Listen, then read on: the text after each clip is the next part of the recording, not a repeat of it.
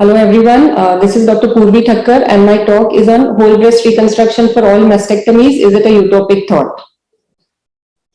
So to begin with, let's look at the trend in breast cancer surgeries. We are all aware of the Angelina Jolie effect, after which the rate of mastectomy suddenly started rising. Both bilateral mastectomy rates as well as contralateral prophylactic mastectomy rates started rising, which went as high as 15% per year, and this is even without the presence of high-risk genetic mutations. This crossover happened around 2005, and you can see from the bar graphs that the proportion of lumpectomies is on the decline, whereas that of mastectomies is on the rise. So what are the factors favoring mastectomy? From literature, they've listed various factors, however, the most important being younger age at diagnosis. The prevalent screening programs in the West lead to a lot of findings on imaging, which could be false positive, leading to repeated biopsies and increased anxiety among women. There is fear of additional cancer episodes with positive family history, especially lobular histology and multicentric disease also mandate mastectomy. Recently, there has been a change in legislative laws in the US, after which reconstructive procedures as well as the cost of implants is also reimbursed, and this could favor mastectomy with reconstruction as well. However, the scenario in India is quite different. 70% of our women still undergo mastectomy today. This remains the most common procedure offered to women for all stages of breast cancer. There could be various reasons for this, the most important being late stage of presentation, the belief among women and physicians that removing breast is equivalent to decreasing chances of recurrence. Of course, there are limitations of surgeon training as well as infrastructure availability. So what about post-mastectomy?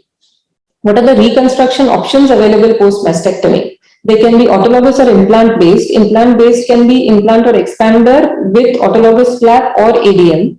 The autologous only options can be either pedicled or microvascular free tissue transfer with tissue taken from various parts of the body as outlined here. This is some of the snapshots of cases performed at our institute, that is the Tata Memorial Hospital, and I extend my thanks to Drs. Vani Parmar, Neeta Nair and the plastic and reconstructive team for sharing their work with me. So the first one is an implant with LD flap. The next, which required extensive skin resection, is LD with expander. The idea is to achieve sufficient expansion of skin, and once adequate skin cover is available, to replace the expander with implant of adequate size. The third one is an implant with TE flap. This was a CRPF Jawan who didn't want her LD used because otherwise she would have been labeled handicap. This is examples of autologous flaps used for whole breast reconstruction. First DF and next extended LD. So what are the trends in the US with respect to the specific type of reconstruction? As we have seen, there has been a gradual rise along with mastectomy in the rates of immediate as well as delayed reconstructions over the past few decades, the rates being as low as less than 10% in 1990s to almost 40% recently. And recent data shows that as high as 50% of invasive cancer cases and almost 65% of pre-invasive or DCIS cases end up getting reconstruction, which is quite a significant number. However, with respect to the specific type of reconstruction, as we see from the graph here, the yellow line of implant-based reconstructions is on the rise, whereas the blue line of autologous reconstructions is plateauing or slowly declining. So what is the trend in the UK? This is a snapshot of data from Royal Marsden, and you can see that the two upward lines are formed by the implant expander cases and the implant along with LD or autologous flap combination cases. However, the pedicle only cases especially are on the decline since the recent or last few years. So is there any difference in academic versus private practice? This is again a snapshot of data from US and UK. And as you can see here, the HES data from the UK, which is a reflection of NHS practice, is similar to the academic institution practice in the US, where the implant-based procedures are on the decline and autologous are on the rise. Whereas this is exactly reverse in the specialist UK practice or the insured population in the US, which is the fee-paying population, where the implant-based procedures are on the rise and autologous are plateauing. So what are the various factors influencing the receipt of this immediate breast reconstruction? This is a snapshot of studies across continents over a period of time. They studied various factors, and after univariable and multivariate analysis, they said that the significant factors were age, education, insurance status, access, and the need for radiation in the post-operative period. So this was the Western data. However, what is the Indian data? So to look at that, we requested some of the institutes from across the country to share their data with us. some who perform significant breast cancer practice, and we have 2-year data from the Tata Memorial Center, Mumbai, TMC, Kolkata, Chennai Breast Center, Max, Delhi, and Prashanti Cancer Care, Pune. 1-year data is available from AIIMS, Delhi, and SGPGI, Lucknow. The total number of cases treated is at 7,674, median age being 46 to 56 years. As you can see, the early breast cancer cases performed 56% of the cases, and locally advanced was at 45, which is still a high number. Significant proportion was not positive. Even in early breast cancer cases, the median tumor size ranged from 2.5 to 3 centimeters. The total number of mastectomies performed out of all the cases was 4,124, which is 54%.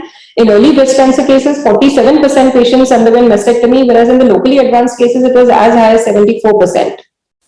However, in the number of mastectomies performed, the skin-sparing and nipple-sparing mastectomies were quite low at 1.6 and less than 1%, which probably is a reflection on the type of cases we see with significant skin involvement.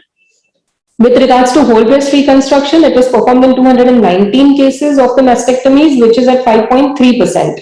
The major bulk was formed by autologous flaps, which is a combination of DF, SCAP, ALT, TRAM, etc., which was at 42%. Pedicle flap that is extended LD formed the next bulk of procedures at 35%, probably a reflection of the expertise available.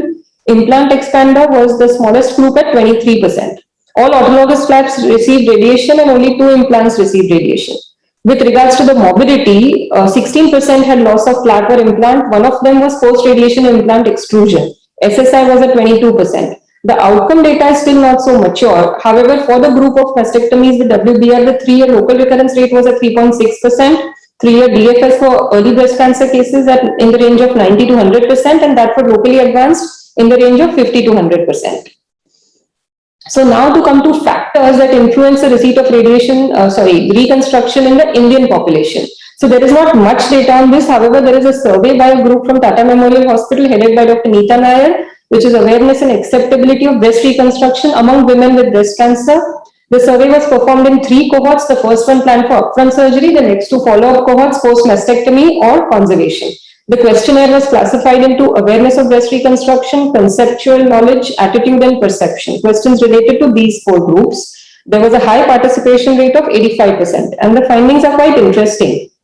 With respect to awareness of breast reconstruction, when patients were asked, almost 51% said that they were aware of reconstruction options, which is only half the number. However, out of those also, only 30% were aware of the reconstruction options at the time of primary surgery. A very small proportion was not even aware of implants, expanders, autologous flaps, or contralateral corrective options or nipple reconstructive options. Most of their information, the major source was from the treating physician itself, next the media, and then family and friends. So this is the results from the first cohort. Patients were asked whether they were offered primary reconstruction, and only 35% said that they were. However, out of this group also, only 40% had opted for the reconstruction. So when given a utopic situation, if they would be offered reconstruction, would they go for it? When such a question was asked, only 25% said that they would actually consider the reconstruction option, not opt, but only consider. A majority of them were not refused upfront or were unsure. And the reasons are also quite interesting. Over 50% felt that they did not need it. For others, it was not a priority. Some had financial constraints, family pressure. Some even had oncological concerns. So to summarize, what are the factors that influence women opting reconstruction in the Indian scenario? It is an interplay of various factors, physician factors related to training, appropriate counseling, especially if the concept is introduced earlier in the treatment phase, patient factors related to age and diagnosis, where women are more conscious of the body image, awareness of surgical as well as reconstructive options available, approval of spouse and family is still very important for an Indian patient, finances play a role, oncological concerns also exist. Logistics are also very important. They cannot be neglected. Availability of implants, expanders is still an issue. I still remember until some time ago, we used to order implants weeks in advance for them to be available at the time of surgery. Adequate radiation facilities need to exist in the whole of the country. Social support can be a limiting factor as well. Hence, to get closer to the utopic goal of reconstruction for all, in my opinion, awareness about reconstruction and available options is extremely important. The concept needs to be introduced early in the treatment with appropriate counseling of the patient along with the deciding relative. so that they can think about it and over time be prepared by the actual time of surgery. Adequate surgeon training in complex procedures is of course mandatory. Radiation oncologists need to be sensitized to radiating implants or expanders, and infrastructure availability needs to be looked at as well. Thank you.